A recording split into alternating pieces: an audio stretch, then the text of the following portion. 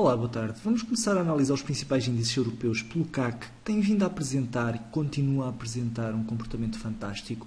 Esta semana correspondeu uma vez mais às expectativas.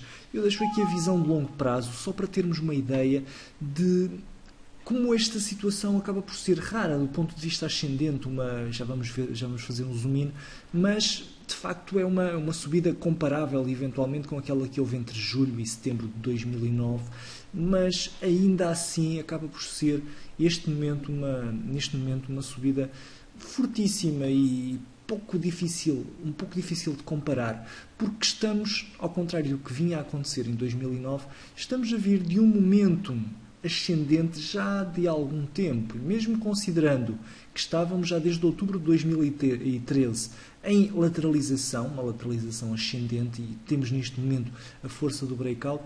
Não deixa de ser discretamente surpreendente que o momentum do CAC esteja a ser tão rapidamente e tão fortemente positivo.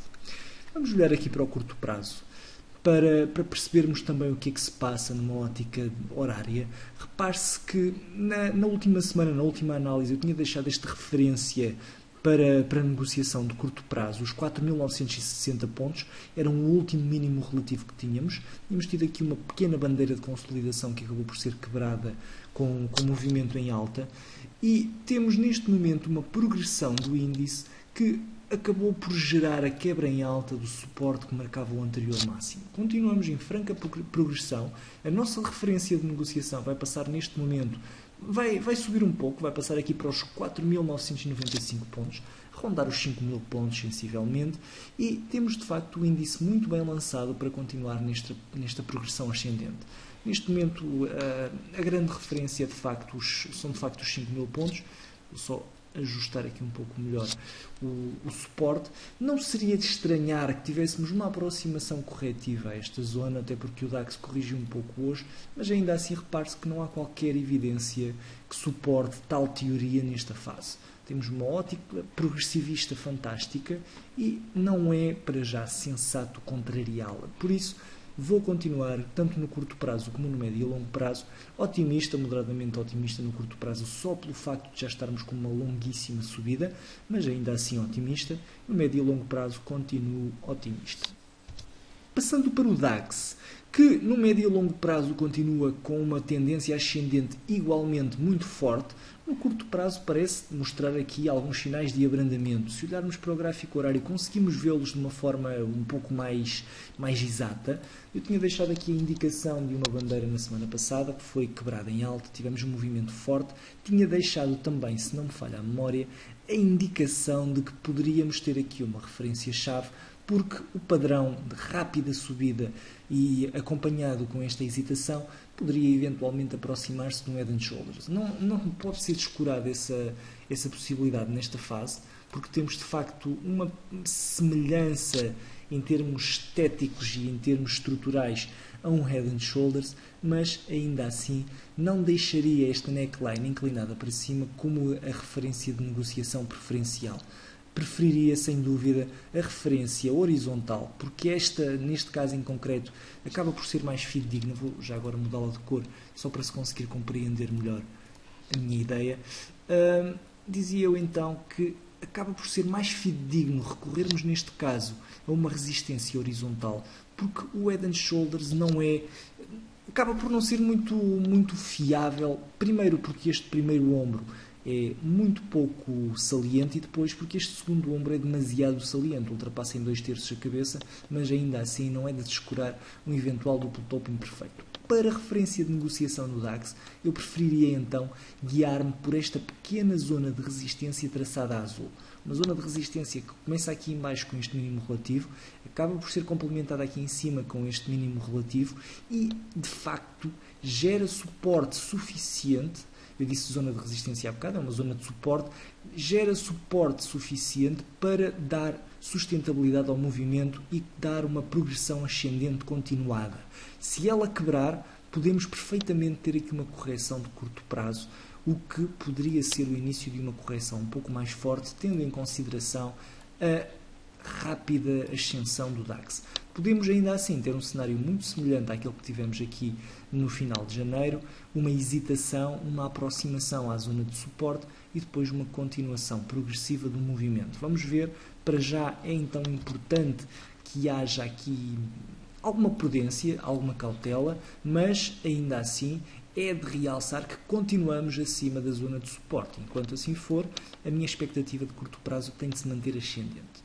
Vai ficar então assim para a próxima semana, com a precaução de podermos vir a ter uma correção se aquela zona de suporte quebrar, mas ainda assim, enquanto não quebrar, continuamos para cima. Passando ao IBEX, tivemos finalmente aqui o breakout que estávamos à espera. Era precisamente isto que eu estava a contar que tivéssemos quando houvesse um breakout, ser um breakout forte. Repare-se, uma vela 3% a rasgar aqui a dupla resistência e a deixar sem qualquer sombra de dúvidas esta resistência para já para trás. Vamos ver, pode ainda ser um falso break, só tivemos uma vela depois disso, mas estou bastante convencido e por isso vou então finalmente dar o benefício da dúvida ao IBEX e numa ótica de médio e longo prazo deixar de ficar neutral para ficar neutral ascendente. Vou deixar só aqui o neutral devido à possibilidade de podermos ter um falso break. No curto prazo, o IBEX está também bastante forte, não está tão forte de todo como os restantes índices europeus, mas ainda assim, depois de fazer aqui o breakout ascendente da zona dos 11.230 pontos, é interessante e é expectável que tenhamos aqui uma continuação do movimento. Podemos perfeitamente